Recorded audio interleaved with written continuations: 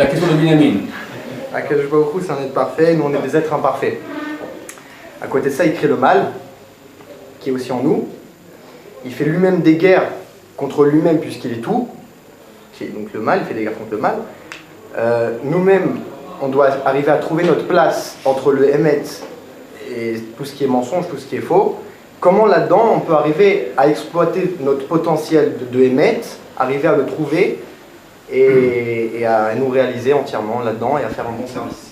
Il y a deux questions dans ta question. Une question, comment se fait-il que Hachem, étant parfait, vrai, peut-il laisser place, et vu qu'il est omnipotent, et il n'y a pas de place sans lui, comment peut-il laisser une place au mal, qui est exactement le contraire de lui, qui va contre son désir? Quelque part, comme s'il ne maîtrisait pas tout. Deuxième question, comment arriver à réaliser notre potentiel, alors que nous sommes imparfaits? Ok.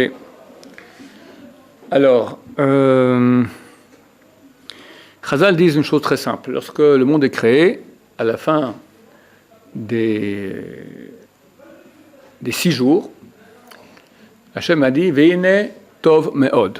Et voici, parce que Dieu a vu sa création, il a dit « Et voici, tout cela est tov ». Tov, c'est bien, bon, bien. Me'od, très. Bon, très. En français, très bon. Chazal, nos sages de mémoire bénie, on dit « Tov », c'est le bien, Me'od, très, c'est le mal. C'est-à-dire que le bien, il est bien, mais le mal, il est encore mieux. En cela, il y a la réponse à ta question. C'est-à-dire que Hachem étant parfait, ne peut que créer une chose qui soit parfaite. Or, le mal fait partie de la perfection. Et je vais expliquer pourquoi. J'ai expliqué cela souvent, je vais le répéter ici, c'est une chose très très basique qu'il faut comprendre.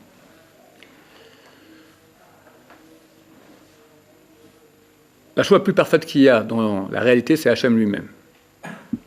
Or, Hachem, ce que nous savons de lui, c'est qu'il est. C'est ce qui nous fait savoir de lui, c'est son nom.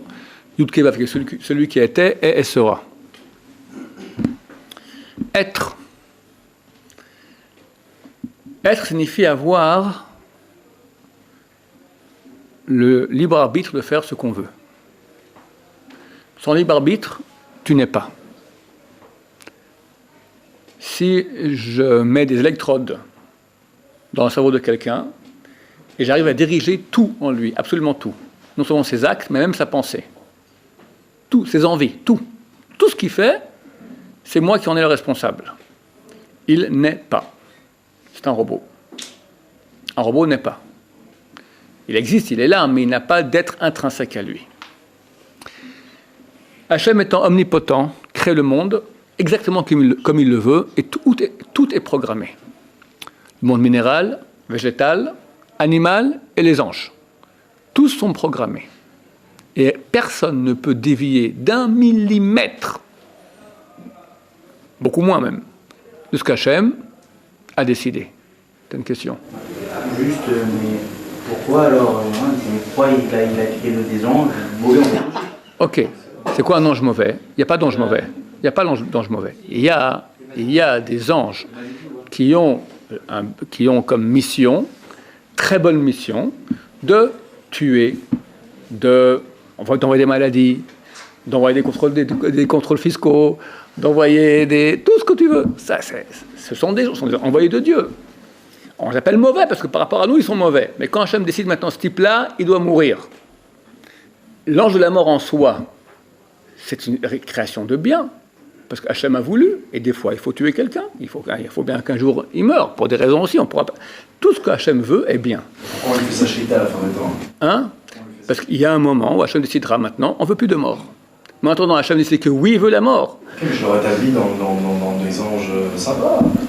Oui, ça veut dire, on va lui enlever le mal. Ok, la shrita, on va égorger l'ange du mal, ça veut dire que d'abord, comprendre, on ne parle pas d'être humain que quand il disparaît, si Hachem décide maintenant qu'il n'y a plus besoin de mort, l'ange de mort sera heureux de donner son coup pour être égorgé, il n'y a aucun problème.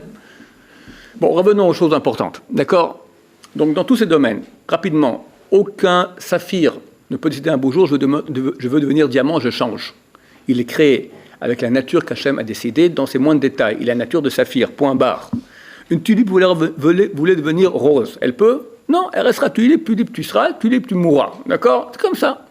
Les animaux. On croit que les animaux ont un libre arbitre. Ils n'ont aucun libre arbitre. Ils ont des choix, mais leurs choix sont complètement motivés par les pulsions de leur nature. Le Rambam, un jour, il y avait une discussion philosophique au royaume. Il y avait le sultan, il y avait des ministres, il y avait des penseurs parmi les ministres. Et un dit, on peut changer la nature de quelqu'un. On peut changer sa nature complètement. Rambam a dit non. On parlait des animaux. Changer la nature d'un animal. Et le philosophe a dit oui, je te prouve demain que oui. Ils ont amené un chat apprivoisé. Et le chat, il marchait sur deux pattes comme ça, avec une serviette comme ça, il tenait comme ça un plat avec des verres. D'accord, un chat apprivoisé. Le Rambam me dit ok, amène-le demain, et on verra comment ça se passe. Il amène, et le chat va comme ça, tous les philosophes et tous les ministres, on voit. Le philosophe avait raison, on peut changer la nature d'un chat. Attendez, il sort une souris, tic, il jette la souris. Le chat voit ça, il envoie tout balader, les verres, les machins, d'accord, un chat, c'est un chat. Quand on va dompter un chat, qu'est-ce qu'on va faire? On va, au moyen de la carotte et le bâton, dans sa nature, on va utiliser sa nature pour le dompter, pour faire une certaine chose. Mais c'est aussi utiliser la nature qu'il a. Jamais un chat peut choisir une chose qui est contraire à sa nature. Ça n'existe pas une chose pareille. Il ne peut pas dire j'ai une nature, maintenant moi je vais aller contre ma nature. Impossible. Il suit sa nature. Si il a un choix, ce sera entre deux natures différentes. Un philosophe qui s'appelait Buridan. Vous connaissez Buridan? Oui, il y a quelques siècles, il avait un âne. On appelle l'âne de Buridan. Il n'avait pas d'âne, c'est un exemple qu'il donne. L'âne de Buridan. Et d'ici il y a un âne qui a autant faim que soif. On met devant lui un seau plein d'avoine et un seau plein d'eau. Que fait l'âne? Buridan, au bout d'un moment, tu vois un peu de fumée qui sort par les oreilles, c'est le disque dur qui a cramé, il meurt. Pourquoi? Parce qu'il est incapable de décider. On parle théoriquement, parce qu'au bout d'un moment, il aura plus faim que soif. Mais théoriquement, s'il a toujours autant faim que soif, il ne peut pas prendre de décision. Parce qu'il est complètement mu par ses pulsions, par sa nature. Or, la nature lui dit... C'est quoi la nature? La nature lui fait suivre la pulsion la plus forte.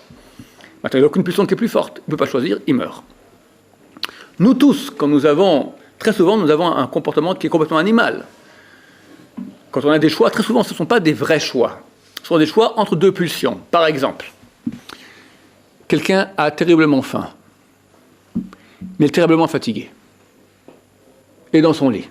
Il faut se lever maintenant. On prend un autre exemple, là, beaucoup plus classique. Il est 2h du matin, tu as une envie d'aller aux toilettes, terrible. Mais il fait un froid de canard hors de la couette, terrible aussi. Tu décides, là, l'halakha, elle dit, tu as besoin d'aller aux toilettes, il faut se lever. Mais tu es dans ton lit à 2h du matin sur la couette, quoi halakha? Quoi qu'on a à faire de halakha? Je me suis endormi, halakha. Il y a deux pulsions de souffrance. Une, celle du froid hors de la couette, une, celle de la pression de la vessie. Quand la pression de la vessie devient plus forte, la souffrance devient plus forte, tu te lèves, et pas avant. C'est deux pulsions de souffrance. Or, notre partie animale, elle est programmée pour suivre la pulsion la plus pressante. Ou en attirance vers le bien, vers ce qui est le plaisir, ou la fuite du mal. Donc c'est la partie bestiale. Donc aucun animal n'a de choix. Il est programmé à fuir la souffrance et à rechercher le plaisir. Tous les animaux, ils ne peuvent pas aller contre cette nature-là. Les anges aussi. Ils ont des ordres, ils sont créés d'une certaine façon, ils ne peuvent pas bouger de la chose pour laquelle ils ont été créés. Le seul être qui décide de tout, c'est Dieu. Le seul. Et Dieu décide une chose révolutionnaire, que les anges n'ont pas compris. Ils ont dit à Hachem, je ne comprends pas, tu fais une chose pareille, c'est très très risqué, très osé. Il crée un autre être semblable à lui, qui lui aussi pourra choisir. Libre de choisir. Révolutionnaire. À un point tel que lorsque le premier homme a péché, Hachem l'a fait descendre d'où il était dans le monde spirituel, en bas, pour pas que les gens croient qu'il y ait deux dieux. Parce qu'ils voient deux entités qui décident. L'homme, il décide, c'est un dieu quelque part. Alors il est ici sur Terre. Mais initialement, l'homme ressemble à Dieu. Pourquoi? Sur ce point-là. Qu'il a une capacité de choix. Entre quoi? Entre quoi? Si c'est entre deux pulsions, c'est sa nature. C'est pas qui décide, c'est la pulsion qui décide. C'est pas lui, c'est sa nature. Hachem veut lui donner deux natures différentes. Une nature bestiale, matérialiste. Et une nature spirituelle, aimant Dieu, aimant le bien, aimant la vérité. La nature matérialiste, bestiale, ne peut pas aimer la vérité. Demande à ton steak, là, ton ventre, t'aimes la vérité? Il dit de quoi tu parles? Moi j'aime des frites, moi j'aime du ketchup, moi j'aime des... Enfin, il y a un langage, c'est comme tu dis à un chien, t'aimes la vérité, il ne te comprend pas. Ou demande à un enfant. Un enfant, il est bestial. C'est vrai qu'il est gentil, qu'il est pur, etc., mais il est bestial. J'ai fait ça quand j'étais plus jeune, je fais la caméra, je ne veux pas le refaire, je vous montrer comment un adulte se comporte comme un enfant. Tout Aïcha était venu regarder, d'accord? Moi je vous le refais, allez, pour rigoler. Il m'a pris ma voiture! T'as un type adulte qui fait comme ça? Un type maintenant, il est en train de boire, il boit un bon biberon comme ça, mais on a 30 ans les deux, une bonne bière, il le pousse, tac, il prend le biberon. D'accord? C'est ça un gosse. C'est un monstre. Alors Ben Ishra a écrit que Dieu les a fait purs et gentils et mignons pour pas qu'on s'énerve contre eux. On comprend. Mais tu regardes un enfant, on comprend qu'il n'est pas au courant, il n'est pas éduqué. Mais on va l'éduquer. Pourquoi? Parce que tel qu'il est comme ça, il naît presque bestial. Presque bestial. Alors il a l'air spontané et pur, oui, mais ses pulsions sont bestiales. Regardez un enfant comment il mange. D'abord, il a la main, la bouche dans le truc comme ça, et la main déjà dans l'autre plat. C'est... Hein? Pourquoi je t'angoisse? Tu te reconnais là-dedans? Hein? C'est très très pas médiatique. Les petits enfants, ils sont gentils, purs et spontanés, c'est la pureté en elle-même. Oui, mais leurs midot, leurs traits de caractère sont des caractères égoïstes, que égoïstes. Tu peux pas parler à un enfant de la vérité. Quand on parle de Dieu, il voit l'image de son père, il comprend pas, il ne peut pas comprendre ce que c'est. Si jusqu'à quel âge, enfant? Ça grandit, il y a des grands enfants aussi. Lentement, ça dépend de l'éducation qu'il a reçue. D'accord? Quel est le choix qu'aura l'homme? Dieu va lui donner deux pulsions contraires, qui sont indépendantes de l'homme, sont de nature. L'homme ne décide pas. Il a reçu une nature bestiale. Il y en a un qui, je sais pas moi, il aime la violence. Il y en a un qui aime les femmes. Il y en a un qui aime les hommes. Tu as de tout, d'accord? Et la pulsion spirituelle, qui sera l'amour des choses spirituelles. Le bien, la vérité, Dieu. Pourquoi c'est spirituel? Parle à un enfant de 8 ans, parle-lui de la vérité, parle-lui du sens de la vie. Il ne comprend pas. Il ne comprend rien. Pourquoi il ne comprend rien? Parce qu'il n'a pas en lui cette partie qu'on appelle Neshama, il n'a pas. Parler d'un jeu d'échecs, il ne va pas comprendre un enfant. Comme Dieu. Non. Il n'y a pas de spiritualité dans un jeu d'échecs. Ok, l'enfant il est petit à plusieurs niveaux. Il ne peut pas faire non plus un 100 mètres comme quelqu'un, il ne sait pas encore nager à l'âge de 2 ans. Il est petit, mais de même qu'il est petit au niveau physique, il a aussi des carences au niveau spirituel. Quand à l'âge de 13 ans, on reçoit une partie déjà du Ruach, même pas Neshama, et ça grandit, à l'âge de 20 ans, on reçoit Neshama. À mesure que ces parties-là, elles grandissent, alors il reçoit, tout d'un coup, il se pose, pourquoi tout le monde, vers l'âge de entre, on va dire 13 pour les précoces, 13 ans, et il y en a qui ne s'arrivent jamais, d'accord, mais normalement, jusqu'en 13 et 23 ans, d'accord, les gens se posent des questions existentielles. Pourquoi je vis? À quoi ça sert? Il y a un moment où ça vient dans la vie. Non, ça arrive. Pourquoi pas avant? Parce qu'il a reçu, pendant cette période-là, des parties de Neshama qui lui donnent une pulsion dans ce sens. Donc lui, maintenant, il a deux pulsions dans deux sens. Et Dieu lui donne maintenant lui. Lui, ça s'appelle le Ruach. C'est une partie intermédiaire qui va décider entre les deux. Et en cela, il est décideur. Et en cela, il peut être. Il n'est pas robot. Quand une personne reçoit une partie qui est à lui, qui est vraiment dans laquelle il est libre de choisir entre les deux pulsions, là, il peut être. Parce que c'est lui qui choisit. Maintenant, d'abord pour qu'il y ait un choix, il faut donner les deux options. Donc, je vais manger maintenant, je vais au repas. Il y a 6 escalopes de veau pané, des schnitzel en bon français. Et il y a 6 places. Maintenant, on est 5, et il y a un schnitzel ici qui attend.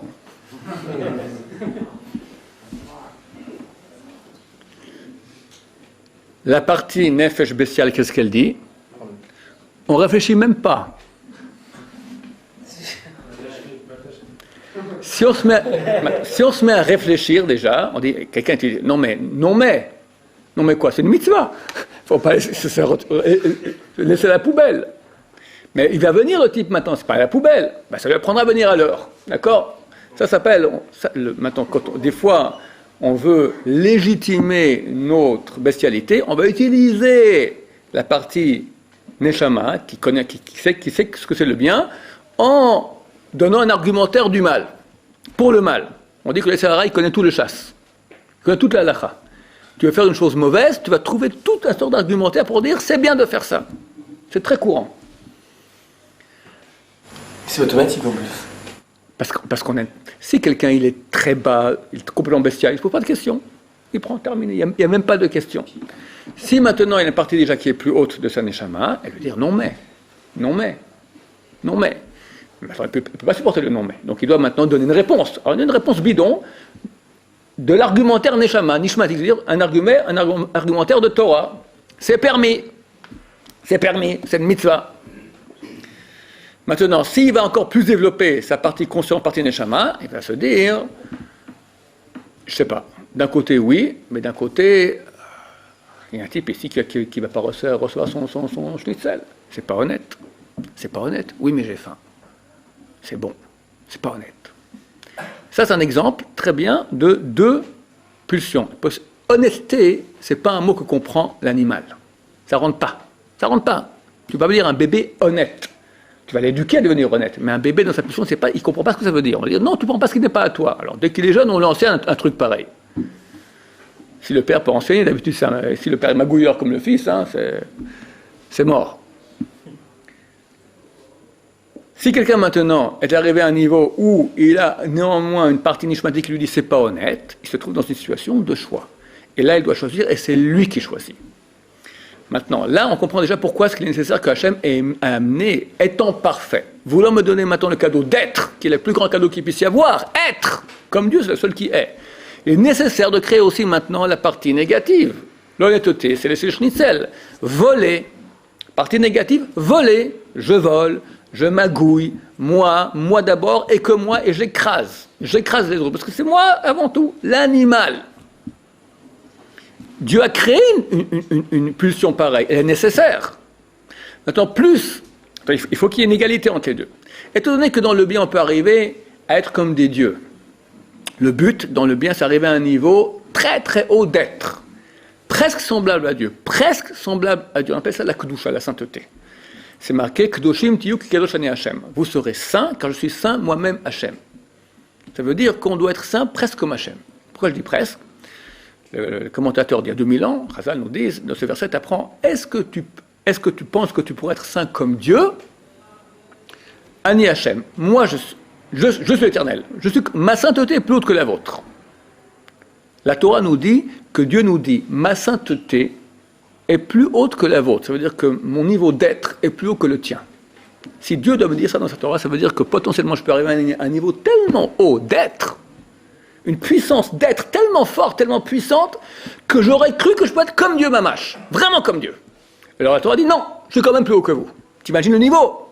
Donc Dieu nous donne un cadeau fantastique, être d'amplitude divine, infini, grand, énorme. C'est bizarre quand vous parlez comme ça a l'air si pachoute qu'on a l'impression que c'est une montagne, c'est difficile. Quand vous en parlez, on dirait que c'est facile comme ça. Rouven, c'est très facile pour celui qui va à pas de fourmi, c'est très dur pour celui qui veut manger la montagne d'un coup. C'est la réponse que nous devons bien comprendre. C'est pas compliqué si on va par pas de fourmi. Si on voit toute la montagne, on se dit c'est mort. Mais par pas de fourmi, on pourra y arriver, on y arrivera, Bévézrat Hashem. Mais lentement.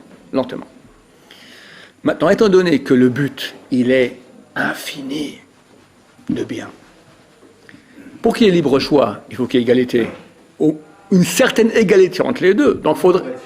Hein? Nous, on va être fini en fonction des actions qu'on va faire, de ce qu'on va construire. Si on exploite notre 100%, qui est quasiment impossible, on va arriver à un résultat qui est fini, même s'il est immense, comme on dit. Non, le grand cadeau qu'Hachem a fait, c'est que lorsqu'on fait une mitzvah, on crée une réalité d'infini. Le mot mitzvah, comme je l'ai raconté ici 40 000 fois, je vais le refaire, le mot mitzvah lui-même, c'est Yud Ke Vav Ke, c'est les deux dernières lettres, mitzvah, mem, tzadik, vav, hey. 4 lettres sont le mot mitzvah. Les deux dernières lettres, vav et puis hey, correspondent aux deux dernières lettres du nom de Dieu, Yud Ke Vav Ke. Les deux premières, mem et tzadik, correspondent en atbash. Atbash, c'est un alphabet ésotérique où on prend chaque lettre correspond à son inverse. C'est l'alphabet à l'envers. Le Aleph correspond à Taf, première lettre à la dernière. Deuxième à l'avant-dernière, c'est ça. Yud Ke, les deux premières lettres du nom de Dieu, sont Atbash, Mem et Tzadik. Donc mitzvah égale Yud Ke Vav Ke. Quand tu fais une mitzvah, tu fais un acte physique qui a un impact dans Yud Ke Vav Ke, divin, infini, comme Dieu. Une partie divine tu crées. Donc c'est ça le grand cadeau, c'est ça que le cadeau de la Torah, c'est quoi? Que c'est tellement grand de faire la Torah. Qu'Hachem nous donne maintenant des moyens, par des actes petits, physiques, je fais de la divinité, je crée la divinité. J'amène sur moi la divinité. J'amène sur moi et me crée en tant que moi-même une partie divine de moi. À un point tel, je rappelle une chose que je répète aussi très souvent, que dit l'Agma entre Bava Batra, page 75a, à 75b, a dit Rabbi Yochanan, à la fin des temps, les tzadikim seront appelés au nom de Dieu. T'appelles un type Elohim, Yudke Vavke, Shakai, Tzvakot, Kel, des êtres humains. Des êtres humains, pour te dire que eux, tzadik, un tzadik, c'est un juste, c'est quoi? Ça veut dire du mot tzad, côté. Que lui, lorsqu'il avait les choix entre les deux côtés, il a pris le côté émet, côté vérité. Il s'est sanctifié. Il est devenu une réalité divine. Réalité divine. C'est pas le grand Dieu Yud Ke Vav Ke, mais c'est une partie. C'est une partie. Donc il y a une partie de Dieu en lui. C'est très osé de dire ça, parce qu'il y a un type qui a dit ça il y a 2000 ans, il a très mal fini, d'accord, et les chrétiens qui ont vu ce cours m'ont déjà écrit, alors vous reconnaissez que, d'accord, c'est marqué à la fin des temps, pas il y a 2000 ans, d'accord. Alors la Neshama, c'est déjà une partie divine, donc qu'est-ce qu'on a besoin de... Oui, mais on l'a réalisé, Neshama c'est un potentiel. Neshama c'est un potentiel. Maintenant, lorsque on va réaliser ce potentiel, on devient réellement une réalité divine, absolument. Donc étant donné, je vais finir sur ce que je voulais dire, étant donné que le cadeau du bien qu'on peut gagner, il est infini, il faut bien que le mal qui est en contrepartie soit un peu à égalité. Le mal, il est fini. Mais au moins, il doit être bien plus attirant et bien plus mauvais qu'un simple petit mal de rien. Il faut que le mal soit mal. Le potentiel, il est infini, le mal. Presque infini. Il pourrait être infini, si ce n'est qu'Hachem a ordonné qu'un jour il s'arrêtera. Hachem a promis qu'un jour, je ferai passer le souffle d'impureté de la terre. Comme il a dit, on va égorger le Yetzer Hara. Oui, c'est marqué. Mais c'est vrai qu'on aurait pu croire qu'il serait infini. Effectivement, Hachem a dit non, un jour il s'arrêtera. Mais en attendant, la bagarre, elle est très dure. Et le mal, il est fort. Pour nous, c'est simplement une preuve comme quoi le bien qui est sa contrepartie est au moins aussi forte que le mal, si bien plus. On n'a vécu une Shoah. Ça veut dire que ce qui nous attend maintenant, Baruch Hashem, en contrepartie, avec Baruch Adonai, Amen.